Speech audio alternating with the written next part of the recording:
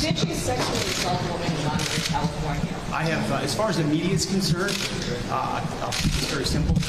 The matter was fully investigated, and I was completely clear, and that's where I'm going to leave it. Thank you very much. Are you guys concerned about your lack of Sir, about the police report. That was Fox News personality, Trump's pick for Defense Secretary Pete Hegseth. The allegations Hegseth is denying stem from an incident in 2017 where a woman alleges that Hegseth sexually assaulted her after a convention in Monterey Bay, California. Today, in response to a records request by the media, the Monterey Police Department released the police report about that incident. The report details the woman's allegations that after the conference, she went to an after party and then the hotel bar, both of which Hegseth also went to. At the bar, she believes some form of drug may have been slipped into her drink.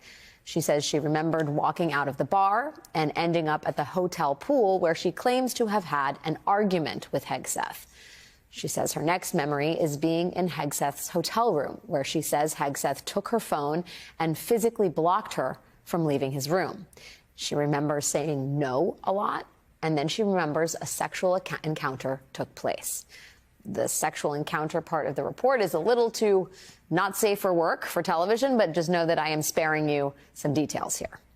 Hegseth denies any wrongdoing and frames this incident as consensual, pointing to the fact that he was not charged as evidence of his innocence. But the police and the local district attorney did not give a reason as to why they didn't charge him. Deciphering what is true here is made all the more complicated by the revelation, first reported in the Washington Post last week, that Hegseth paid an undisclosed amount to this accuser as part of a non-disclosure agreement. So the accuser is likely legally barred from speaking out. Now, it remains to be seen if those allegations will move the needle with Republicans in the Senate the way the allegations against Matt Gaetz apparently did. This was how Republican Senator Roger Wicker, who is set to chair the Senate Armed Services Committee, this is how he spoke about Pete Hegseth's chances today. What are your concerns about the nomination, and did he answer some of those concerns? Did you raise them? I think he's going to be in pretty good shape. Did you talk about the allegations in the police report, the sexual assault allegations? We weren't specific, but, since no charges were brought by the authorities, we have only the press reports. Should you have gotten into some of those specifics? Would that be a more fulsome adjudication of his nomination? We'll be looking to have a fulsome. It doesn't seem promising. But sexual assault allegations are not the only reason Pete Hegseth could give some Republicans pause. This week, NBC News reported that Trump's transition team is drawing up a list of current and former U.S. military officers they would like to court-martial. Reuters has reported on another list Trump's team is drawing up of all the Pentagon officers Trump wants to fire. And to top all of that off, Trump has been loudly doubling down on his threat to use the U.S. military to round up, detain, and deport millions of immigrants. That would mean using the U.S. military on U.S. soil, sending troops into American neighborhoods. Now, in the previous Trump administration, there was a belief, accurate or not, that some of the people around Trump curbed his most extreme impulses. There were adults in the room, if you will. And as much as Republicans in the Senate claim they are all aboard the MAGA train, many of them probably hope there are still some adults in the room at the end of the day. Republican Senator Rand Paul, for instance, came out yesterday to publicly oppose Trump's idea of using the U.S. military on U.S. soil for deportations. That appears to be a bridge too far for Senator Rand Paul.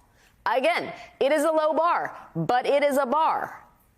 And the moment for Congress to rein in Trump's worst instincts is right now.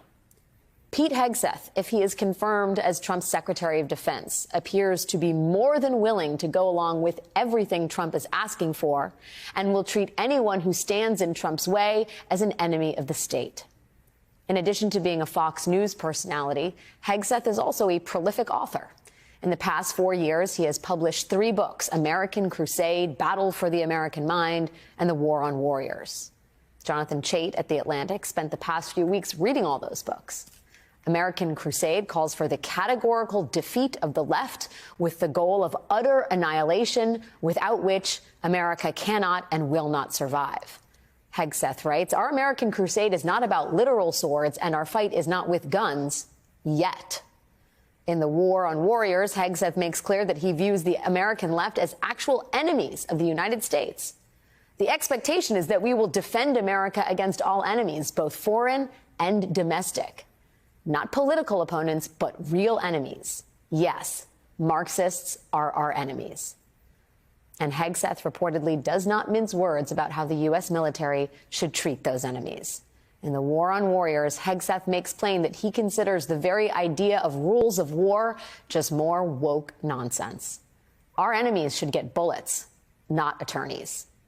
Here's how Chait reflected on all of Hegseth's recent books as a whole. The main question I was looking to answer when I started reading Hegseth's collected works was whether he would follow a Trump command to shoot peaceful protesters. After having read them, I don't think he would even wait for the order. Joining me now is Senator Richard Blumenthal, Democrat of Connecticut, who sits on the Judiciary and Armed Services Committees. Senator, thank you so much. You have exactly the perspective and expertise we need right now. First, I got to ask, we've talked a lot about Matt Gaetz. We've talked about Tulsi Gabbard. Pete Hegseth has just a ton of controversy around him. I think the sexual assault allegation is one piece of it, but those writings about turning the United States against other American citizens with whom he disagrees seems just dramatically dangerous for someone who might be the defense secretary. What's your reaction? Dramatically dangerous is exactly the right way to view it. These concerns are deadly serious. We're talking about Pam Bondi, who is another one of the Trump loyalists, apologists, sycophants who will do his bidding, just like Gaetz would have done. In the case of the Department of Justice, where prosecutions can be brought as retribution, at least you have the courts as a stopgap, as a buffer, as a firewall.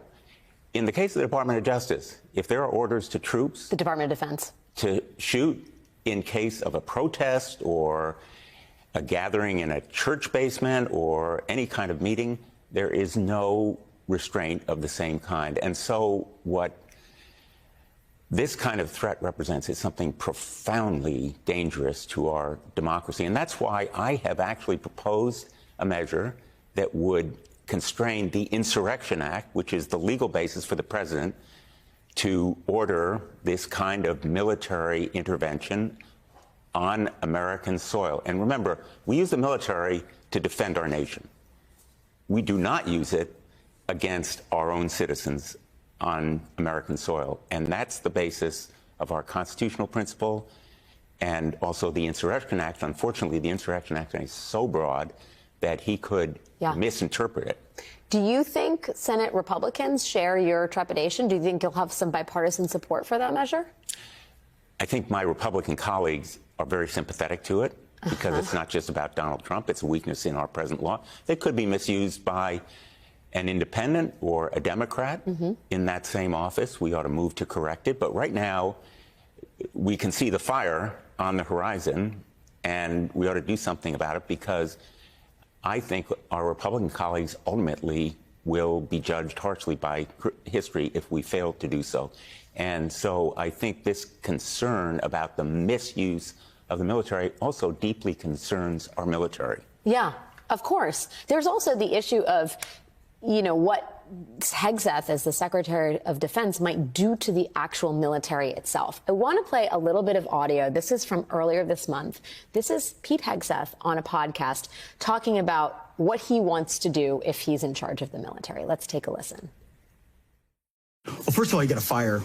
You got to fire the chairman of the Joint Chiefs, and you got to fire this. Obviously, you're going to bring in a new Secretary of Defense, but any general that was involved, general, admiral, whatever, that was involved in any of the DEI woke, it's got to go.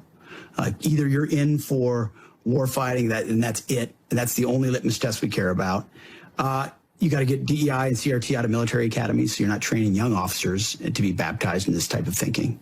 And then, whatever the standards, whatever the combat standards were, say, in, 1995, let's just make those the standards. And as far as recruiting, to hire the guy that, did Top Gun Maverick and create some real ads that motivate people to want to serve. Top Gun Maverick, and throw away the combat standards, rewind time to like 30 years ago when warriors could be real warriors. That raises like alarm bells for me. I don't know how you hear that, and whether you think that there's a real possibility that someone like Hegseth, as defense secretary, could turn America's fighting forces into like an army of MAGA warriors. Even more important than alarm bells for me are alarm bells for our military, because we need professional warfighters. We need people like the chairman of the Joint Chiefs of Staff, Chairman Brown, who is a professional officer of the Air Force, a general who knows how to do a military budget, who knows how to hire and promote and recruit and retain the best fighters in the world, which is what our national defense requires. And he knows how to keep secrets. Yes. Which, unfortunately, people like Hegseth do not know how to do. And I want to mention one other point that I think is really important on sexual assault. Chairman Brown, Chairman Milley before him, their predecessors, our military, have focused on trying to stop sexual assault in the military. Yes. I've worked with Senator Gillibrand for the last 15 years. It is still a scourge to have someone leading the military who himself is potentially guilty of sexual assault is such a violation of public trust. And when he says he was cleared, no, he was not cleared. They stopped the investigation. We don't know why, and we need to get to the bottom of why the investigation, in fact, was stopped in the Armed Services Committee before we confirm him. You think you will? We're going to look for those files. I think we need them. We deserve them before we make judgments. And I would challenge Roger Wicker, as he got into that elevator, We're looking for a fulsome... to do a fulsome investigation and tell the American people what we found. They deserve the truth. It should not be classified. It should not be confidential. The American people deserve to know the truth.